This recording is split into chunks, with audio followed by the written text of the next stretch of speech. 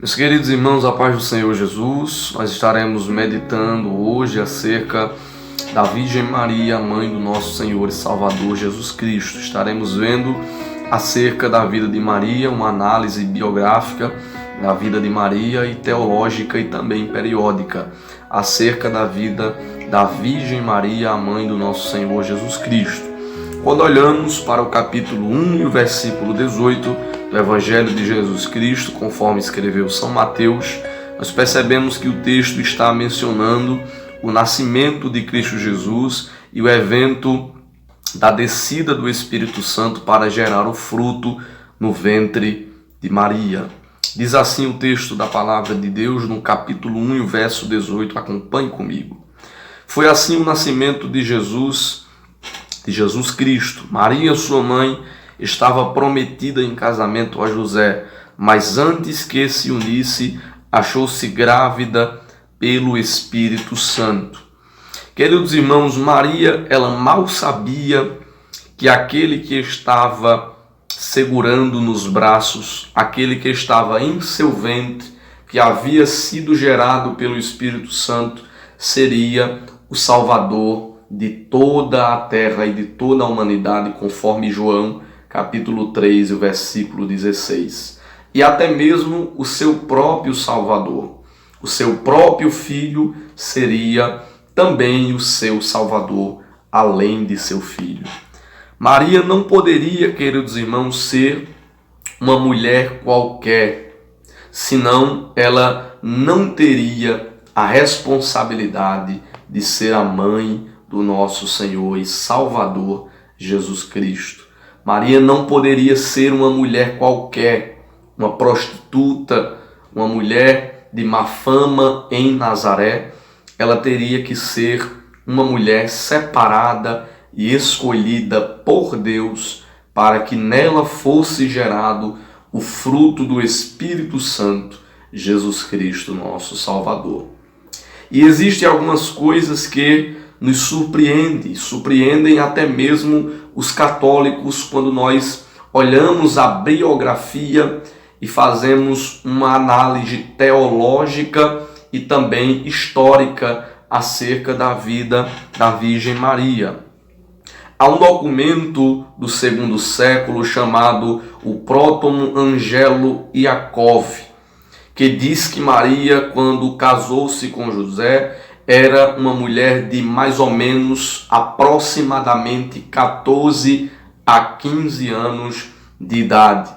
Aquela época, queridos irmãos, a partir da menstruação, a menina já estava pronta para o casamento.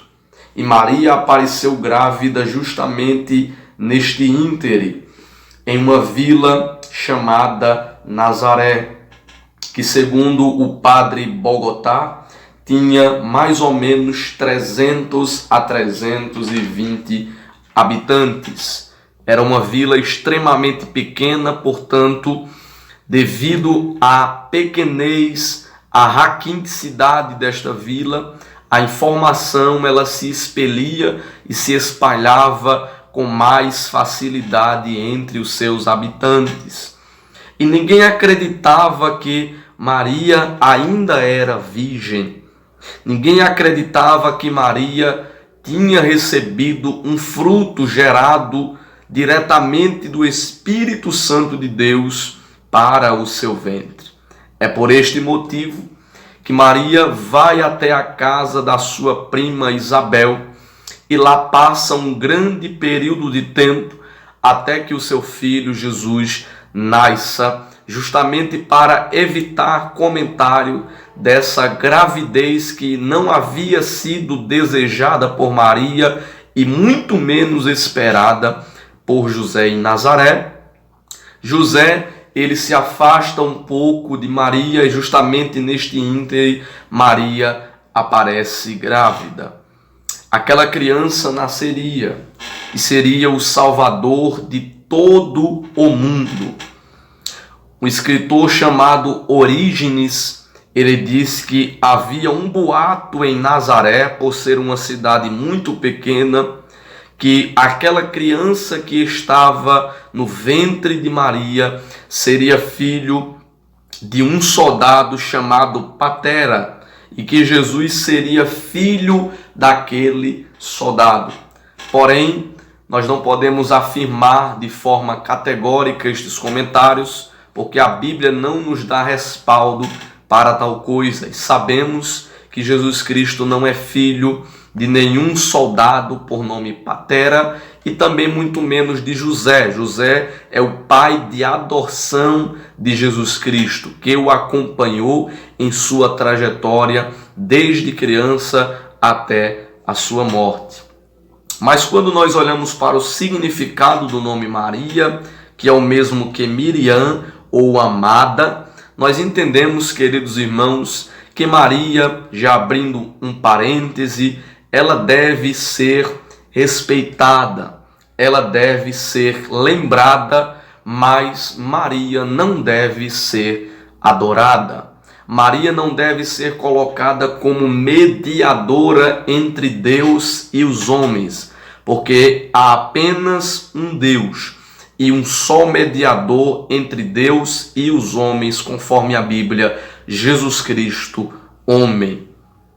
E quem a ela rende cultos ou prova a sua adoração a Maria, prova também a sua total ignorância teológica, espiritual e também intelectual. A história tem mostrado a cada dia mais, irmãos, quantas aberrações têm sido cometidas quanto a estes fatos. Há fatos de adorações a outros deuses, há fatos de adoração a outros tipos de deuses estranhos e até mesmo a santos que estão pregados, aplacados sobre paredes e sobre pinturas e imagens de escultura.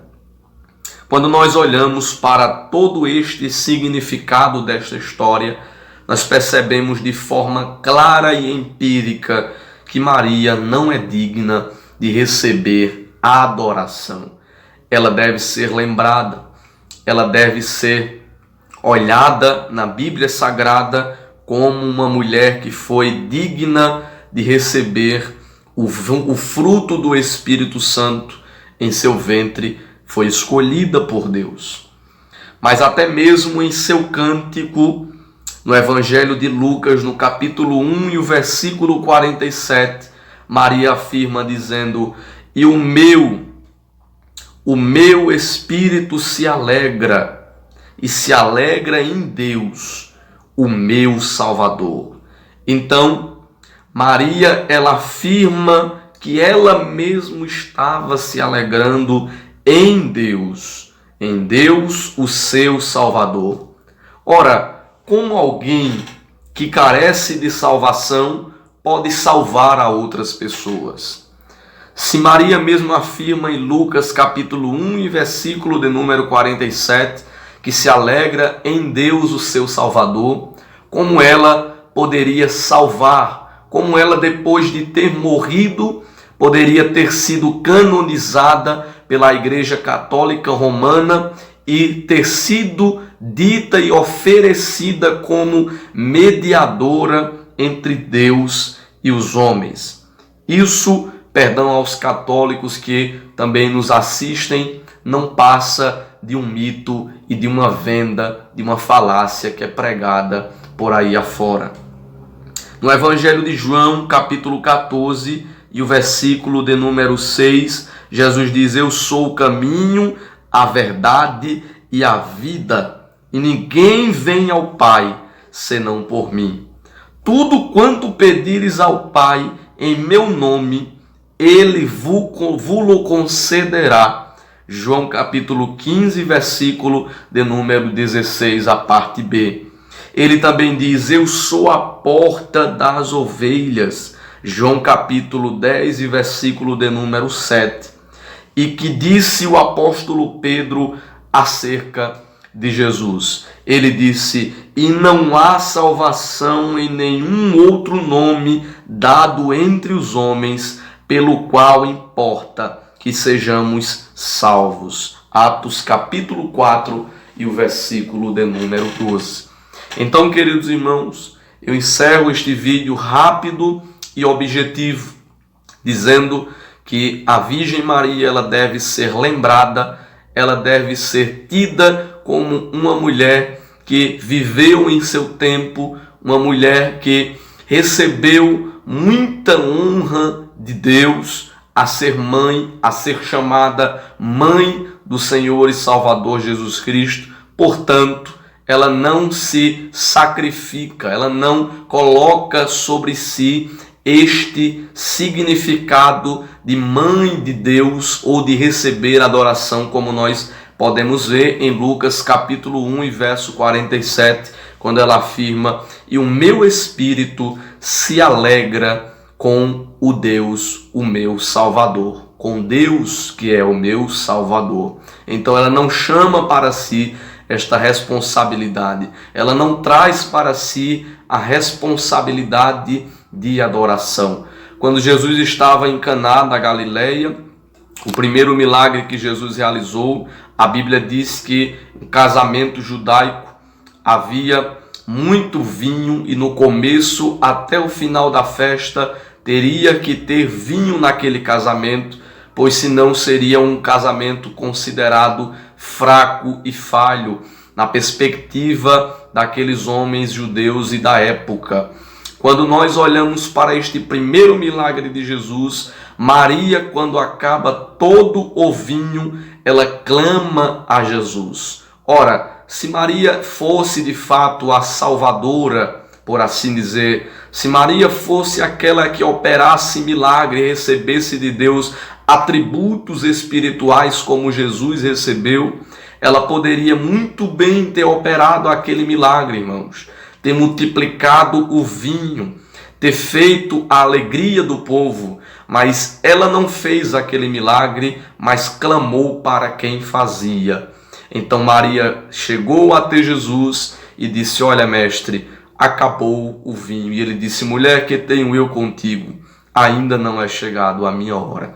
Então, queridos irmãos, nós percebemos de forma categórica, de forma única e exclusiva, que apenas Jesus, apenas Deus, apenas a Trindade Santa, o Pai, o Filho e o Espírito Santo, é que fica claro nas Escrituras, como nós podemos mostrar, que apenas Jesus Cristo é digno de receber adoração. E Ele é o único Deus e o único mediador entre Deus e os homens, Jesus Cristo, homem. Amém?